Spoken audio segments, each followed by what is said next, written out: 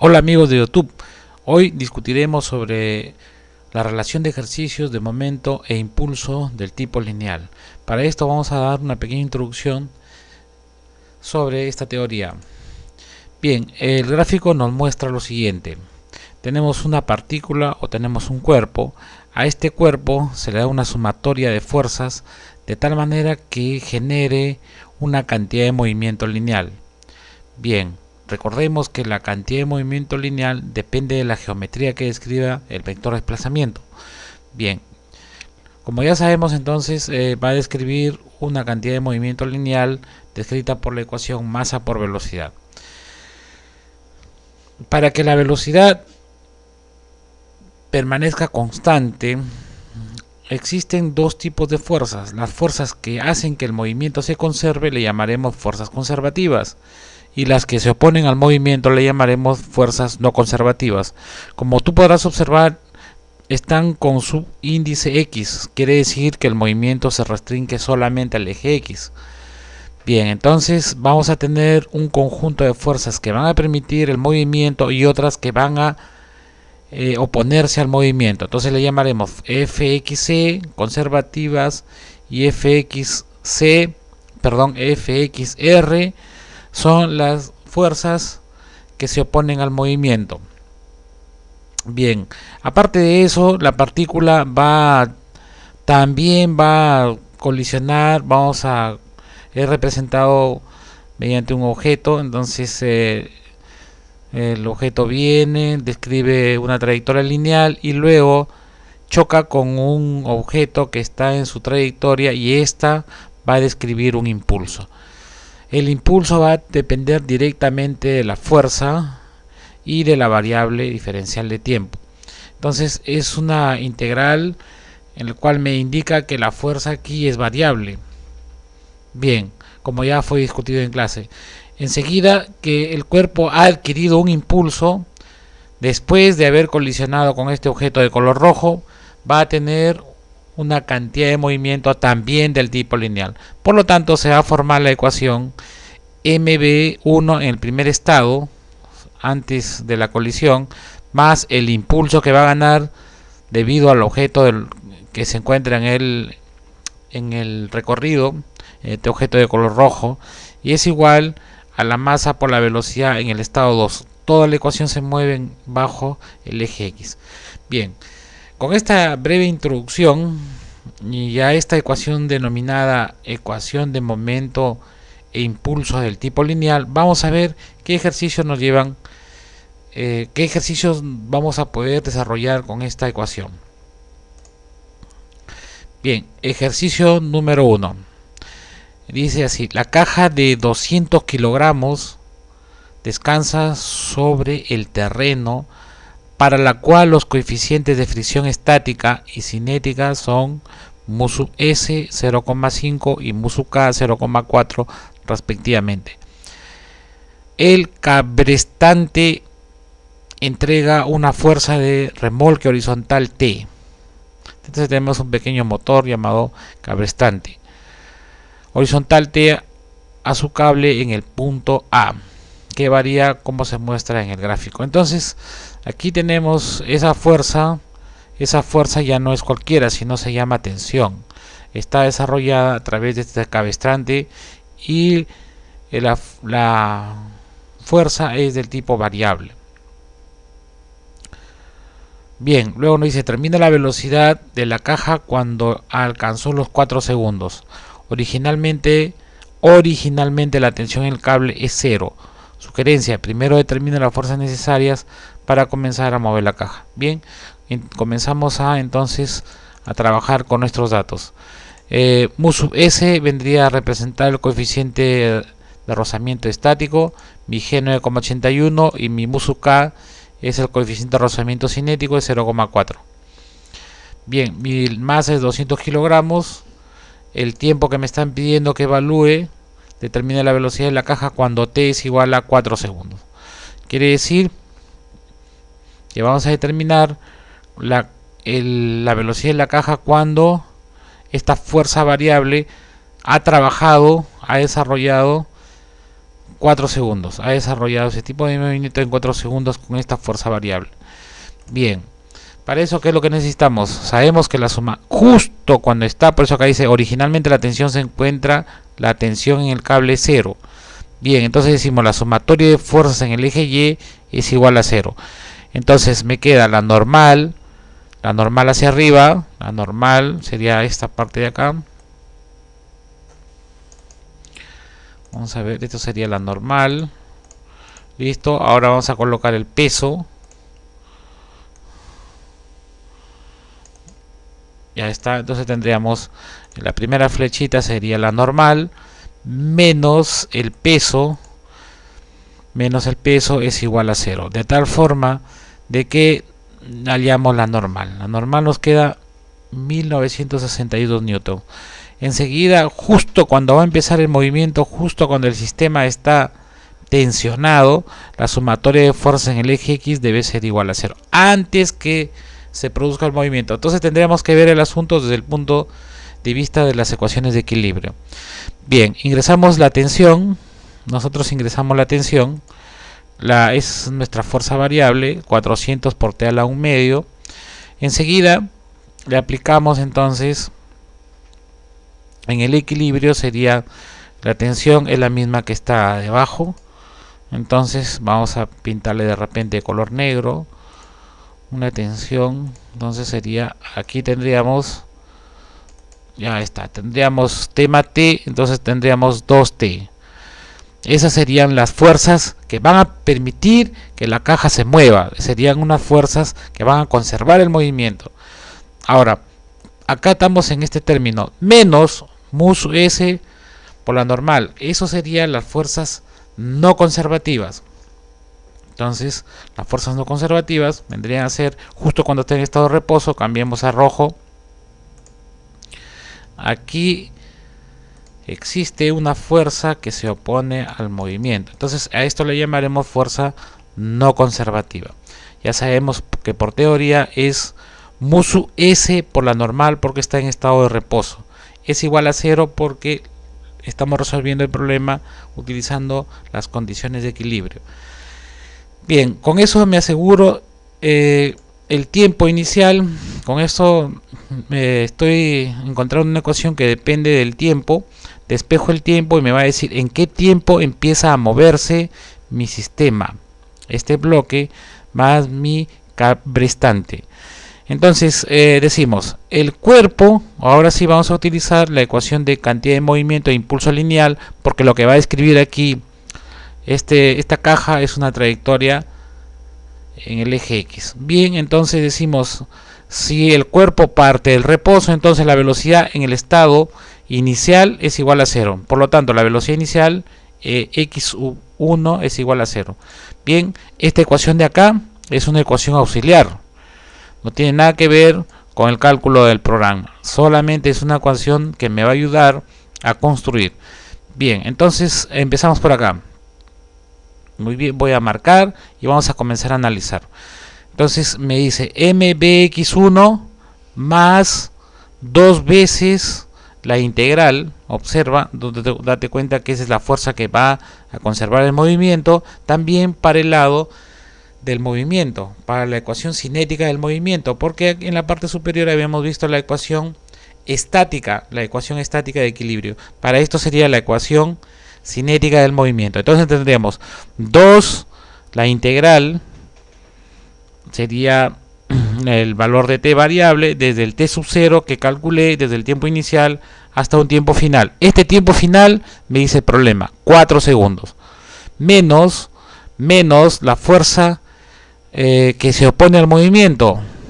Entonces será la integral, por eso es que esta sumatoria significa las fuerzas que van a conservar el movimiento y las que van a oponerse. Bien, entonces me queda menos la integral de mu sub k por la normal desde un tiempo inicial hasta un tiempo final. Es igual a masa por la velocidad pasado los 4 segundos. Porque recordar que solamente está, como dice el problema, hasta los 4 segundos. Yo le llamé t sub f 4 segundos. Por lo tanto, la ecuación sería esta. Esta sería mi ecuación. Bien, esta es la misma que tú ves acá en la parte superior. Ahora, yo he utilizado este comando solve, ¿para qué? Para poder decirle a la computadora que esta ecuación va a depender de la variable que yo necesito descubrir, se llamada bx2. Listo, y luego le digo resuélveme la bx2 y asígnale el nombre de bx2. Por lo tanto, el resultado sería 6,6207 metros por segundo. Bien, pasemos a otro ejercicio. Bien, continuamos con el ejercicio número 2. Dice así: la fuerza de remolque que actúa sobre la caja fuerte de 400 kilogramos varía según se muestra en el gráfico. Entonces, de aquí en adelante, las fuerzas se van a convertir en fuerzas variables, que naturalmente esto se puede encontrar en los paneles de control de los diferentes instrumentos. Bien, entonces dice, determina su velocidad comenzando desde el reposo, o sea, quiere decir que esto ha comenzado en el reposo, hasta cuando t es igual a 8 segundos. Nos preguntan, ¿qué tan lejos ha viajado durante este tiempo? En otras palabras, nos piden cuál es el desplazamiento final que ha desarrollado esta caja fuerte. Entonces, aquí sí nos vamos a detener de repente un poquito para explicar cómo es que calculemos estos tramos, porque simplemente de repente el instrumento que yo estoy utilizando solamente me da el gráfico, pero en contraste con el ejercicio anterior ya me daba la función variable. Acá no, solamente me está dando el gráfico y me está dando las coordenadas, fuerza versus tiempo. Entonces no tengo, entonces lo que debo hacer es primero construir por tramos. Debo construir cómo es la función de 0 a 5 y cómo es la función de 5 a 8 segundos. Bien, para esto voy a utilizar el paquete de geometría. Entonces digo, el punto A va desde el origen 0, 0 hasta el punto B, que es 5,600, hasta el punto B. Enseguida voy a crear una línea. Una recta llamada L1. En realidad eso es lo correcto. Este es el punto A y este es el punto B, que va desde A hasta B. Entonces yo le digo, depende de t, y es una función f. Bien, entonces una vez que yo ya he creado mi recta L1, voy a crear la ecuación. Entonces yo le digo a la computadora, créame la ecuación. Ahí está, créame la ecuación L1 con los puntos que tengo anteriormente ya explicados, A y B, que dependen de de la variable t y la variable f. Y luego a esto le digo, resuélveme ya no de t de f, sino f de t. Entonces va a despejar en función de f. Me va a quedar mi función en función del tiempo. Bien, lo mismo voy a hacer con el tramo de 5 a 8. Entonces de 5 a 8 voy a tener 5,600. Observa acá, el punto C yo le llamo otro punto, de 5 a 600. Y el punto D de 8 a 750. Yo le he llamado recta L2. Entonces aquí yo construyo mi línea y enseguida voy a crear mi ecuación. Estoy creando mi ecuación. Ustedes saben que las ecuaciones de estas rectas dependen de dos parámetros, de t y de f. Por lo tanto, yo le digo, vamos a crear o créase la ecuación llamada f2 que dependa específicamente de t. Entonces va a despejar f. Bien, una vez que ya tengo la función, a ver, vamos a descubrir cuál es. Tal vez, ojalá. A ver, vamos a dar enter.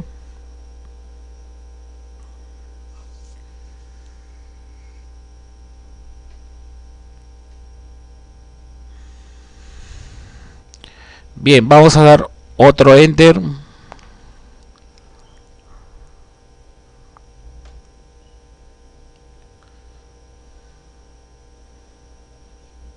Vamos a dar otro enter y aquí estaría mi F1. Aquí hay que abrir para ver qué es lo que ha salido. Le colocamos punto y coma y nos debe arrojar, ya está. Entonces quiere decir, observa que la función variable de 0 a 5 segundos es 120 por t. Bien, lo mismo vamos a hacer acá, presionamos Enter, Enter, Enter, y aquí vamos a ver qué función, le ponemos punto y coma, ya está. Entonces ya tenemos las dos funciones. De 0 a 5 es 120t, y de 5 a 8 es 350 más 50t.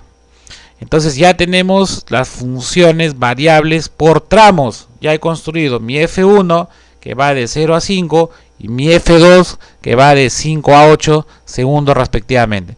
Bien, voy a cargar entonces aquí la masa. Me dice que parte del reposo. Esto es una ecuación auxiliar. Entonces me salteo acá. Y entonces voy a crear, fíjate, voy a comenzar a trabajar con la velocidad final. Voy a comenzar a trabajar con la velocidad final, pero en función para un tiempo cualquiera. Entonces, observa acá mv1 más la sumatoria. Acá tiene la sumatoria. Entonces, acá el problema no me indica que hay una fricción. No hay nada que detenga. Es más, hay unas pequeñas ruedas. Entonces, eso me hace pensar de que se conserva el movimiento. Por lo tanto, voy a tener mv1 más la integral de F1, esa fuerza va de 0 a t, mv2x.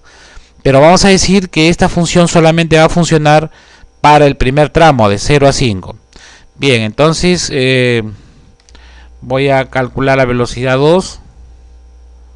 Ahí lo tenemos. Y luego voy a evaluar la velocidad 2, que en realidad debería aquí nada más matar el problema. Colocar acá 5.0 y me va a salir el resultado. Pero eso ya lo vamos a ver enseguida por qué. Ya, entonces evaluamos la velocidad y me sale ese valor en 5 segundos. Entonces, este sería el primer estado, el estado inicial, y este sería el estado final. Pero cuando yo calculo acá la velocidad en este punto, estaría calculando la velocidad inicial para el tramo 5 a 8. Entonces, otra vez nuevamente utilizo mi ecuación de conservación del momento e impulso lineal. Entonces ese b sub 2 ya se convertiría en la velocidad en el punto 5, o llámese en el primer estado. Entonces sería mi mv2. Por eso es que he tenido que sacar a un costado. Sería mv2 más la integral, es la cual que es mi f2. F2 es esta ecuación 350 más 50t. Acá lo tienes. F2 más, aquí sí le he puesto yo masa por velocidad 2 final, porque este sí es la velocidad final a los 8 segundos.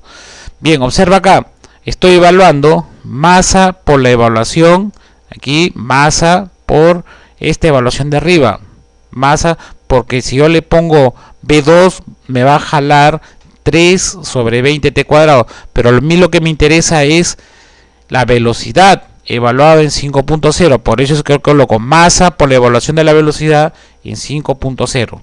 Eso sería masa por velocidad en el tramo de 5 a 8 como primer estado. Entonces llámese estado 1 ahora, 5 inicial, y estado final en el tiempo 8. Bien, luego vendría más la integral, ya más la integral de lo que ya expliqué, de la F2. Ahí sí, de 5 a t más es igual a masa por la velocidad 2 final. Listo, aquí me va a crear, yo le digo B2F mayúscula, me va a despejar y luego voy a evaluar en 8 segundos. Entonces de esa manera ya tendría yo, cuánto es la velocidad. Fíjate a ver si no sé si le hemos dado acá Enter, aquí le vamos a dar Enter. Aquí también le vamos a dar Enter y ya tendríamos la velocidad en el tramo de 5 segundos. Mi velocidad sería 3,75 y la velocidad en 8 segundos sería 8,8125 metros por segundo. Pero ahí no queda el asunto. La cosa está en que me está pidiendo qué tan lejos ha viajado durante ese tiempo. O sea, me está pidiendo cuál es la distancia que ha recorrido si yo tengo este gráfico de 0 a 5 y de 5 a 8. Pero como ya conocemos la velocidad 2 en el punto de 5 segundos y la velocidad final en 5 segundos y la velocidad final en 8 segundos, pues entonces le aplicamos la integral. Entonces llámese S1, S1 sería la integral de B2 evaluado de 0 a 5, S2, yo le llamé S1, perdón, de B2, acá lo tienes B2, acá tienes B2, que depende de t, entonces lo va a integrar sin ningún problema de 0 a 5. Ese sería el desplazamiento del tramo de 0 a 5. Presionamos Enter y nos va a dar 6.25. Enseguida integramos desde 6,25, desde donde nos quedamos, hasta un tramo llamado S, que sería el tramo final. Bien, desde esta posición hasta esta posición sería desde 6,25 hasta un desplazamiento final. Entonces nos queda tranquilo, utilizando la B2F, que depende del tiempo, sería el tramo de 5 a 8, por lo tanto le coloco acá S2. Si yo quisiera investigar entonces el desplazamiento total, entonces mi desplazamiento total sería S1 más S2. Bien, pasemos a otro ejercicio. Bien, y finalmente nos encontramos con un ejercicio clave para el estudio de cantidad de movimiento lineal. En este caso se va a desarrollar en el eje Y. Bien, durante el funcionamiento, a ver por favor, observen, durante el funcionamiento el martillo neumático golpea la superficie del hormigón con una fuerza que se indica en el gráfico. Entonces, prácticamente el martillo va a tener una fuerza variable, desde 0 hasta 0,4 milisegundos. La fuerza está expresada en kilonewtons. Para lograr esto, la punta S de 2 kilogramos se dispara a la superficie a 90 metros por segundo. Determine la velocidad del pico justo después de rebotar. Bien, entonces como ya explicamos en la parte superior, nos están dando la gráfica variable. Entonces hay que armar las ecuaciones. Aquí están armaditas las ecuaciones. Entonces vamos a explicar cómo hemos llegado hasta esta cifra, 15.000 T, 2.000 menos 5.000 T. Igual, punto A, 0, 0. Entonces tenemos el punto A, 0, 0. El punto B, 0,1, 1500. Entonces hemos formado la recta L1. Bien, acá despejo y me queda mi ecuación de la recta del tramo 0 a 0,1. Eso es lo que he encontrado. Entonces la fuerza variable de 0 a 0,1 es 15.000 T. Bien, enseguida del tramo 0,1 1500 al tramo 0,4 0. Bien, he creado la recta L2 de tal forma de que la computadora me debe armar la ecuación número F2, la ecuación denominada o llamada F2. Entonces ya tengo, o si yo no tengo la capacidad de desarrollar utilizando este código, entonces tendría que utilizar en geometría analítica tendría que utilizar el cálculo de la pendiente, y luego tendría que calcular con esa pendiente, utilizar la ecuación de la recta punto pendiente, de tal forma de que yo halle la ecuación de la recta por tramos de 0 a 0,1 y de 0,1 a 0,4, y se van a chocar con estas respuestas. ¿Ya? Bien, entonces ya tengo mi fuerza variable por tramos de F1, llamaré F1 al tramo de 0 a 0,1 y F2 al tramo de 0,1 a 0,4. La masa de la punta de 0,2, mi velocidad está hacia abajo, está golpeando hacia abajo,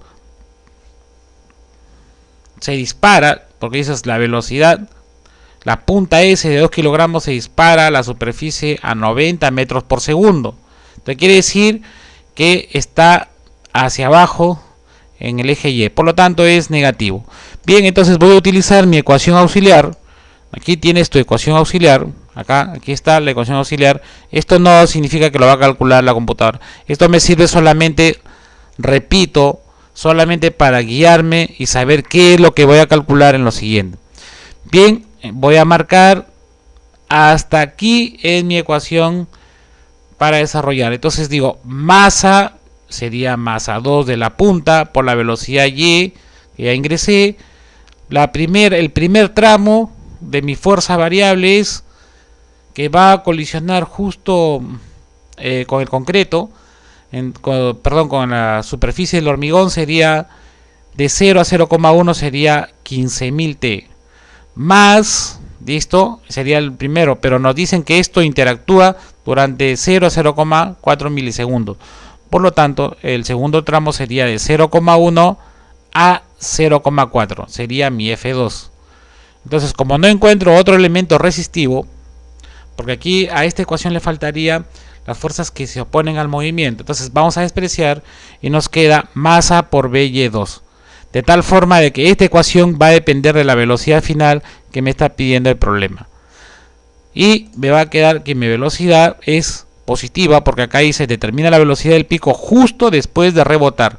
Entonces la velocidad es menos 90 metros por segundo, es la que actúa en el hormigón, pero la que el hormigón responde, hace que se levante el pico a una velocidad de 60 metros por segundo. Entonces quiere decir hay una pérdida de 30 metros por segundo, o sea, a 90 metros por segundo con un pico de 2 kilogramos hay una respuesta de 60 metros por segundo. Bien, hacia los ejes, hacia el eje Y de los positivos. Bien, hacemos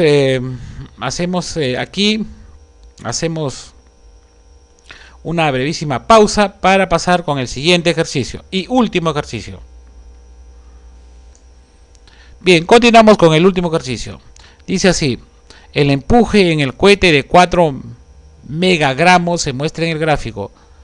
Ya, entonces tenemos el empuje, es una fuerza variable.